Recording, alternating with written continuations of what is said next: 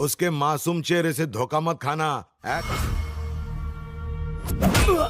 ब्रदर, तेरे को टपकाने का ऑर्डर मिला है। मुझे मार दो।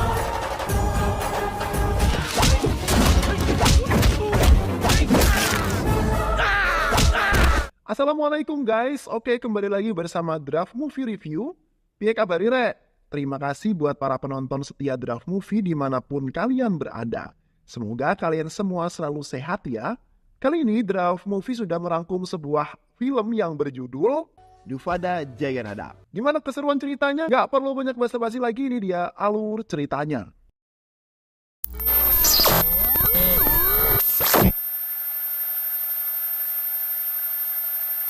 Di awal film, kita akan diperlihatkan dengan seorang bocil yang bernama Dufada Jaganada. Saat itu ia mengantarkan ayahnya untuk mengambil gaji. Akan tetapi saat sang ayah menerima gaji, ternyata gaji itu tidak sesuai dengan apa yang diinginkan. Ia mencoba protes kepada bosnya, namun si bos malah menamparnya. Nadam yang melihat hal itu sangat emosi, akan tetapi ia mencoba menahan amarahnya. Keesokan harinya saat Nadam mengantarkan kakaknya ke kampus, ia melihat kakaknya yang diganggu oleh pria yang tak dikenal. Nadam yang tak bisa menahan amarahnya, ia pun langsung menghajar pria tersebut tanpa rasa takut. Ayah Nadam sangat marah kepada putranya yang tidak bisa mengendalikan emosi dan memiliki sifat pendendam. Akan tetapi hal itu Nadam lakukan karena ia tak terima jika keluarganya direndahkan. Saat itu juga ayahnya membawa Nadam ke kuil untuk diruqyah. Sesampainya di sana Nadam langsung didoakan dan dinasihati oleh pendeta. Setelah upacara doa selesai, pendeta memberikan Nadam sebuah jimat, yaitu berupa sebuah kalung bernama Rudra Suara. Saat kalung itu digunakan oleh Nadam, niscaya maka Nadam dapat mengendalikan emosi dengan baik. Keesokan harinya, Nadam mengantar ayahnya ke pasar untuk keperluan catering. Karena keluarga Nadam merupakan pengusaha catering kecil-kecilan. Saat sedang belanja, mereka terkejut ketika seorang polisi ditembak oleh penjahat hingga membuat polisi itu terluka di pergelangan tangannya. Nadam yang melihat hal tersebut mencoba bersembunyi di antara para pedagang. Akan tetapi saat itu Nadam merasakan jika kalungnya tersangkut dan saat ia berdiri kalungnya yang ia kenakan telah putus. Saat itu juga tiba-tiba Nadam tidak bisa mengendalikan emosinya. Nadam tak terima jika ada penindasan yang dilakukan. Ia pun langsung berlari untuk menyerang penjahat yang telah membantai polisi.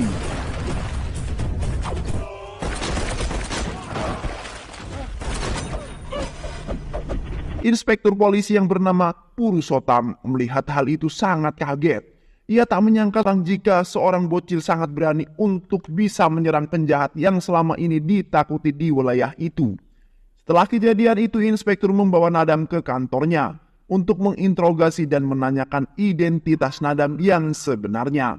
Saat Purusotam sedang menginterogasi Nadam, tiba-tiba seorang petugas membawa seorang pelaku pelecehan.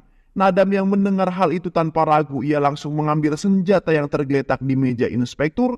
Ia menembak pelaku itu dengan cepat hingga tewas. Nadam menjelaskan kepada inspektur jika dirinya tidak bisa mengendalikan emosinya ketika ia sedang menghadapi masalah dan kejahatan di sekitarnya. Mendengar hal itu membuat Puru sangat kaget melihat ada potensi yang baik di dalam diri Nadam. Inspektur Puru mengatakan bahwa pihak kepolisian ingin mengajaknya bekerja sama untuk memberantas kejahatan dan memusnahkan ketidakadilan. Tanpa pikir panjang, Nadam menyetujuinya dan kini Nadam resmi menjadi polisi bayangan dan ia diberi julukan DJ. Beberapa tahun telah berlalu, kini DJ tumbuh menjadi seorang pemuda yang tampan dan gagah. Selama menjadi polisi bayangan, DJ ia selalu mampu menyelesaikan misinya dengan baik dan benar-benar bisa diandalkan oleh kepolisian. DJ selalu berhasil menyelesaikan misi dan menghabisi semua penjahat sesuai dengan target yang telah ditentukan. Puru selalu menghubungi Nadam ketika kepolisian membutuhkan bantuannya dan lagi-lagi Nadam selalu berhasil menyelesaikan misinya hingga masyarakat pun menjadi bertanya-tanya siapa yang sanggup menghabisi semua musuh polisi yang selama ini adalah musuh-musuh besar pihak kepolisian. Dalam misinya kali ini, DJ mendapatkan tugas untuk bisa menghancurkan seorang bandar obat bius bernama Tilo Marchand. Ia merupakan bandar obat bius ilegal yang pemasarannya sudah sampai ke luar negeri. Tilo selalu menyelundupkan obat bius itu menggunakan kontainer. Target-targetnya adalah anak-anak sekolah yang menginjak usia remaja. DJ yang mendengar hal itu, ia pun segera menyusun rencana untuk bisa menyingkirkan Tilo. DJ menyamar menjadi pembeli obat bius dalam jumlah yang banyak. Mendengar hal itu membuat Tilo sangat senang. Dia tidak menyia-nyiakan kesempatan ini, namun anak buah Tilo malah mengejek DJ. Hal itu membuat DJ sangat marah. Tanpa banyak basa-basi, DJ pun langsung menghajar semua anak buah Tilo dan DJ pun berhasil membunuh Tilo. Body language universal.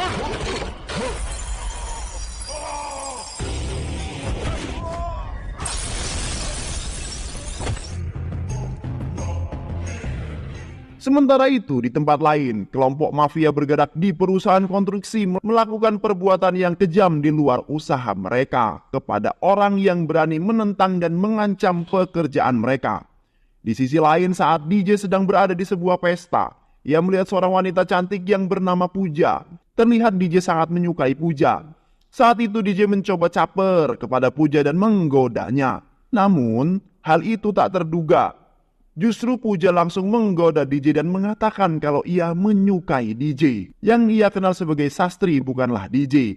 Mendengar hal itu, Sastri alias DJ dibuat salting oleh Puja. Dan membuat DJ sangat bahagia. Karena dia juga menyukai Puja, lalu Sastri memberikan sebuah gelang spesial untuk Puja sebagai tanda cintanya. Kejadian tersebut disaksikan oleh semua tamu yang hadir. Malam itu Sastri sangat bahagia karena cinta tidak bertepuk sebelah tangan. Keesokan harinya setelah pesta selesai, DJ memutuskan untuk menemui Puja. Saat Puja sedang bersama teman-temannya, Sastri alias DJ langsung menghampiri Puja dan mengatakan bahwa dirinya siap menjadi suaminya. Puja yang mendengar hal itu seketika tertawa, juga temannya menertawakan Sastri. Mereka berkata bahwa jika semalam Puja hanya berbohong dan sengaja mempermainkannya. Bahkan ia juga mengatakan bahwa Sastri bukanlah selera Puja, karena Sastri hanyalah tukang catering miskin. Bahkan status sosial keluarga pun sangat berbeda.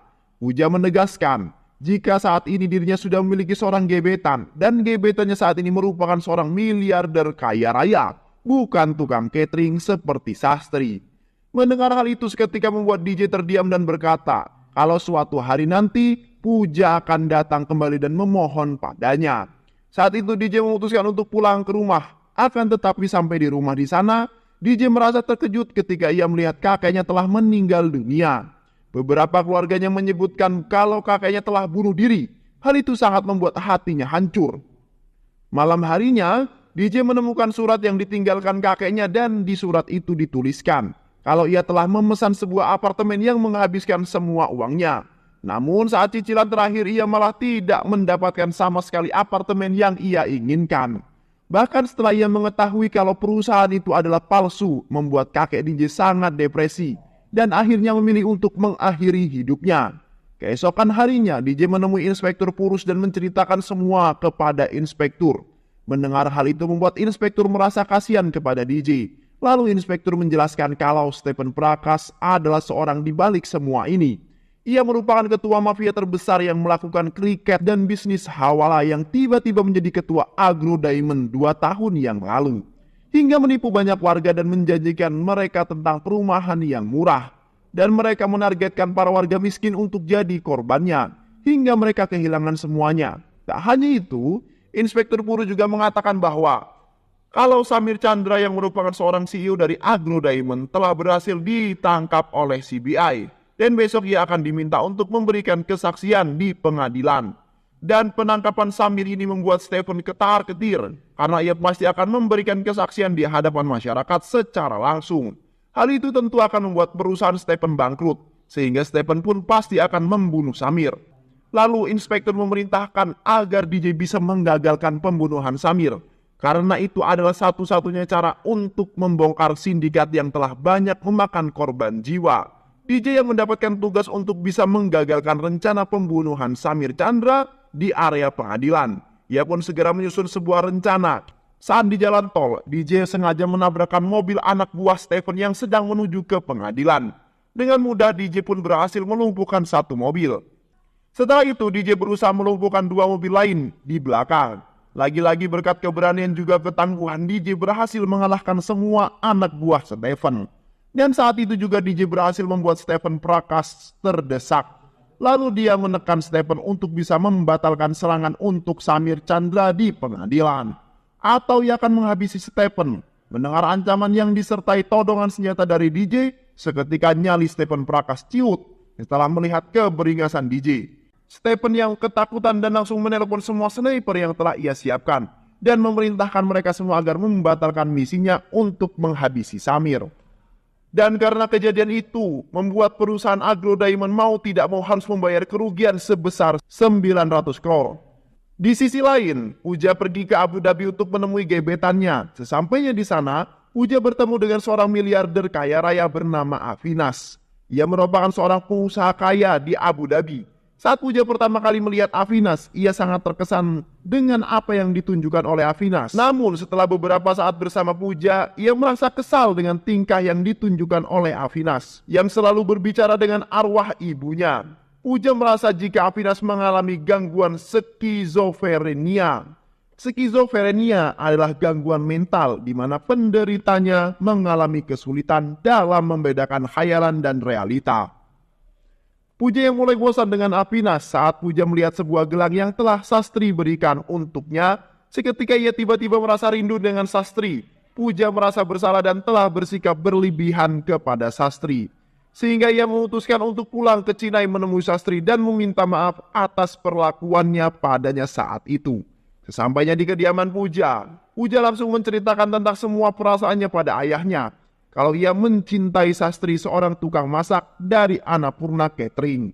Mendengar hal itu ayahnya sangat tidak setuju karena mereka bukanlah berasal dari kasta yang sama seperti mereka.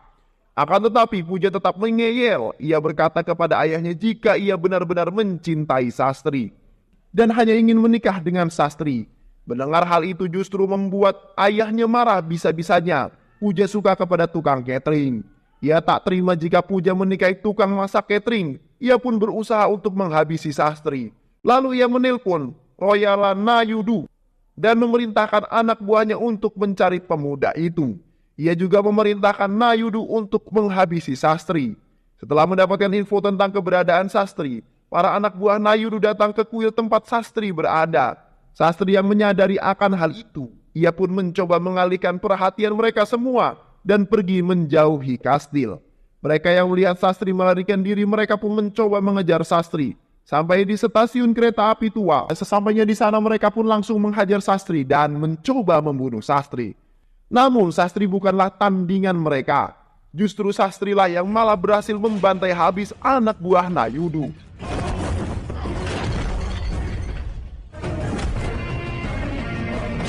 Hingga membuat mereka babak belur. Saat itu Stephen yang berada di tempat kejadian, ia merasa terkejut ketika melihat Sastri. Dan pada akhirnya Stephen pun berhasil mengetahui jika Sastri adalah DJ yang pernah berhadapan dengannya. Stephen mencoba untuk pergi melarikan diri, akan tetapi hal itu sangat tidak mungkin karena DJ mengepungnya.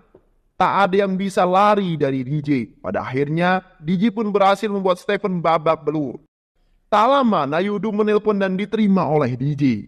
Dalam teleponnya, DJ mengatakan untuk Nayudu dirinya mau mengembalikan semua uang yang dikumpulkan dari hasil menipu masyarakat. Jika tidak menyerahkan dirinya ke polisi, maka ia akan menghabisinya juga. DJ berjanji akan menemukan Nayudu dan mengambil sendiri uang hasil Nayudu yang menipu warga. Lalu DJ membawa Stephen ke sebuah tempat yang aman untuk diinterogasi Inspektur Purus. Keesokan harinya, Sastri dikejutkan dengan kedatangan Puja yang mengatakan kalau ia benar-benar mencintai Sastri dan ingin menikah dengannya. Mengetahui hal itu, DJ tertawa dan mengatakan kalau apa yang pernah ia katakan benar-benar terjadi. Lalu Puja pun mengirim foto dirinya yang sedang bersama Sastri pada ayahnya. Hal itu Puja lakukan untuk meyakinkan ayahnya jika dirinya benar-benar mencintai Sastri dan berniat menikah dengan Sastri. Foto tersebut pun diperlihatkan kepada Nayudu yang saat itu bersama dirinya. Ia melihat pria yang dalam foto tersebut adalah orang yang sama. yang pernah menggagalkan rencananya untuk menghabisi Samir Chandra. Untuk memastikannya, Nayudu menyusun sebuah rencana dan meminta menteri untuk menyetujui hubungan Puja dan Sastri. Tak lama setelah itu, keluarga Puja pun datang ke desanya Sastri untuk memberikan restu tentang hubungan Sastri dengan Puja. Saat itu Royala juga ikut bersama mereka dan berpura-pura sebagai pengawal pribadinya. Ayahnya Puja, keluarga Sastri sangat senang ketika mendapatkan kunjungan dari keluarga Puja dan akan melamar Sastri menjadi menantunya. Mereka menjamu keluarga Puja dengan sangat baik, sementara Nayudu mengamati benar-benar siapa sebenarnya si Sastri sebenarnya. Hingga ia pun yakin kalau Sastri adalah orang yang sama dengan orang yang mengalahkan saat perjalanan menuju ke pengadilan. Tak lama setelah itu, Laksmi yang merupakan kakak perempuan Sastri berlari memasuki rumah dan menangis ketakutan. Ia menceritakan bahwa saat di perjalanan menuju rumah, ia diganggu oleh beberapa penjahat dan menyiramkan bensin ke tubuhnya. Mereka berkata dan bertanya di mana keberadaan Stephen Prakas. Mendengar nama itu, Sastri terkejut dan mulai menyadari jika posisinya sebagai DJ telah tercium musuh dan mulai membahayakan keluarganya. Tak lama telepon berdering mendengar suara sahabatnya penuh dengan ancaman. Dengan cepat Sastri mendatangi tempat sahabatnya dan melihat tengah digantung. Beruntung dia datang di waktu yang tepat dan berhasil menyelamatkan sahabatnya itu. Lalu DJ menemui Inspektur Purus dan menceritakan semua kejadian itu. Kepada Inspektur ia berkata bahwa saat ini jati dirinya telah diketahui oleh para musuh dan mengancam keluarganya. Namun Sastri tidak menyerah begitu saja, karena ia akan tetap membantu polisi untuk menegakkan keadilan. Dan dia akan benar-benar mengakhiri hidup Nayudu. Sastri juga yakin kalau ia mampu untuk menghabisi Nayudu. Lalu Sastri menyusun sebuah rencana untuk menjebak Nayudu and the gang. Hal yang pertama ia lakukan yaitu membawa keluarganya untuk bersembunyi terlebih dahulu. Sebelum ia melakukan penyerangan, Sastri membawa keluarganya meninggalkan kota dan menuju Delhi untuk mengadakan upacara keagamaan di sana. Sastri mengantar mereka terlebih dahulu ke stasiun kereta api untuk memastikan mereka aman telah berada di kereta api. Setelah keluarganya berangkat, ia pun kembali ke rumahnya sendiri untuk menunggu musuhnya datang. Tak lama orang-orang Nayudu datang dan menerobos masuk ke rumah Sastri. Saat itu Sastri memainkan perannya dan mengatakan kalau dirinya bukanlah DJ, melainkan Sastri si anak desa. Akan tetapi anak buah Nayudu tidak percaya. Mereka terus menghajar Sastri berulang kali. Sastri mendapatkan pukulan dari mereka, namun Sastri tetap diam dan tidak melawannya. Hingga masyarakat yang melihat merasa takut dan kasihan kepada Sastri. Kemudian anak buah Nayudu pun membawa Sastri ke sebuah gudang tua untuk dihabisi. Sesampainya di sana Sastri kembali dipukuli oleh semua anak buah Nayudu. Mereka pun berniat akan menghabisi Sastri yang tidak mengakui bahwa dirinya adalah DJ. Saat mereka akan membunuh Sastri, Sastri meminta satu permintaan terakhir sebelum mereka membunuhnya. Ia meminta anak buah Nayudu untuk melepaskan kalung rudra suara yang mengikat di lehernya. Mereka pun menurutinya, namun bersama seketika Sastri pun berubah menjadi DJ dan menghancurkan mereka satu persatu.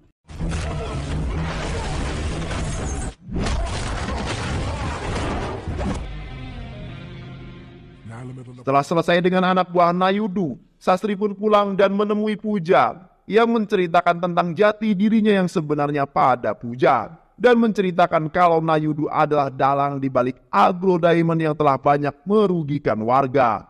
Sementara itu, Inspektur Purusotam malah diculik oleh Nayudu. DJ yang mendengar hal itu ia pun segera bergegas untuk menyelamatkan Inspektur dan di saat yang bersamaan ia pun berhasil mendapatkan uang yang disembunyikan oleh Nayudu dan membawa ke tempat di mana Inspektur Purusotam ditahan oleh Nayudu. Sesampainya di sana, Sastri langsung menunjukkan jati dirinya sebagai DJ. Tanpa basa-basi, ia pun menghajar semua anak buah Nayudu dan berhasil menghabisi Nayudu hingga tewas. Pada akhirnya, DJ pun berhasil menyelamatkan Inspektur Purusotam dan menyelamatkan uang yang selama ini telah Nayudu curi dari warga. Film diakhiri dengan memperlihatkan Stephen Prakas dikeluarkan dari tempat penyekapan dan mengatakan kepada media nama-nama korban mereka. Dan ia berjanji akan menyerahkan kembali semua hak para warga yang selama ini ia telah ambil. Dan film pun selesai.